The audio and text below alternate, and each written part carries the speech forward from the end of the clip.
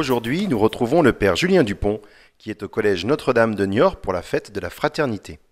Vous allez juste commencer par dire vos prénoms aux unes et aux autres. Je m'appelle Isis. Et je m'appelle Anaïs. Je m'appelle Marie-Alix. Je m'appelle Maëlle. Voilà, donc toutes les quatre, vous participez aujourd'hui à la fête de la pastorale. C'est quoi la fête de la pastorale? Qu'est-ce que vous avez fait aujourd'hui?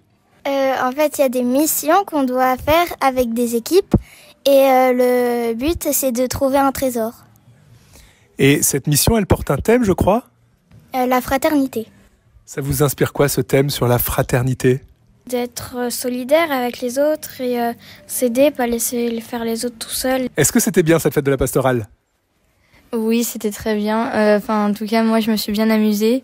Il y avait beaucoup de musique, donc c'était drôle. Des signes de fraternité, des signes de fraternité. Corinne Delebien, chef d'établissement du collège Notre-Dame de Niort, donc qui fait partie de l'ensemble scolaire niortais. Voilà, donc on vient de vivre la fête de la pastorale ici, au sein de cet établissement scolaire. Quel regard vous portez sur cette fête et comment ça s'inscrit dans le projet pastoral de l'établissement? Alors c'était, comme un peu toujours, une idée impulsée par notre animatrice en pastorale scolaire. On a vraiment remis le projet pastoral au cœur du projet établissement.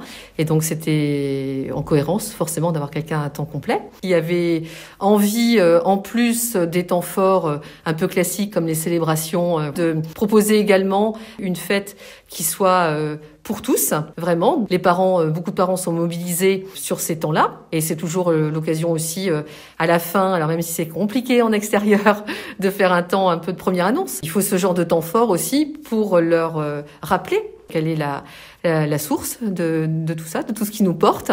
Ça s'inscrit, j'imagine, dans un axe aussi éducatif, de prendre soin de l'autre, d'accueillir l'autre. Voilà, comment ça se décline globalement dans un établissement catholique, cet enjeu de la fraternité? Est-ce qu'il y a des axes, des pans, des projets, des réalités spécifiques autour de cette notion? La maxime de notre établissement, c'est grandir dans la confiance.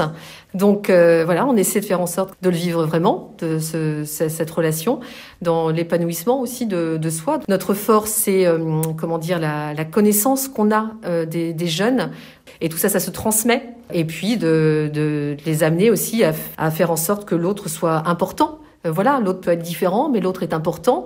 Dans toutes les classes, on a aussi des jeunes avec tel ou tel type de handicap.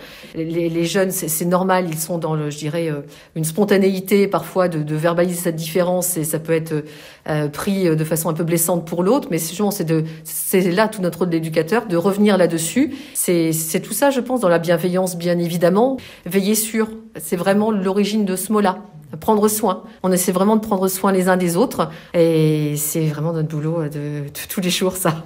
Merci aux jeunes du collège de Niort, à la directrice et au père Julien Dupont pour cette interview.